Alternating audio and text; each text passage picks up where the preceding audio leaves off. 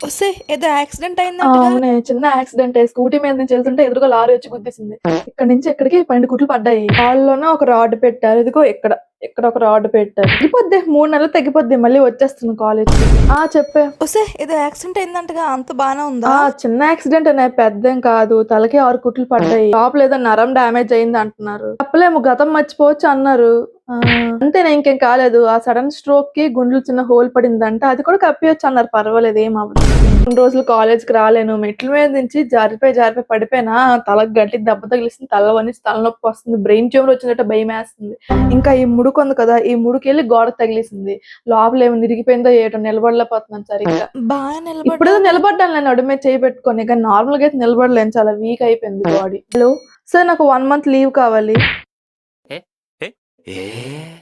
అంటే నిద్రలో నుంచి మంచం మీద నుంచి కింద పడిపోయాను సార్. కొంచెం ఇక్కడ బొడుపులాగొచ్చింది. అండ్ ఆల్సో ముక్కు కూడా కొంచెం గోడకి తగిలేసింది. నొప్పొస్తుంది. అంటే అలా పడిపోవడం వల్ల కొంచెం బ్రెయిన్‌కి స్ట్రోకొచ్చి ట్రామాలా జరిగిందనమాట. సో, ఆ ట్రామా నుంచి నేను బయటకి రావడానికి నాకు మినిమమ్ ఒక 1 మంత్ టైం పడుతుంది. So, law law law law law. All of you pray for my get well soon. I will give you get well soon party after. పొద్దున్నే బేవర్స్ గాళ్ళు ఎక్కువైపోయారు.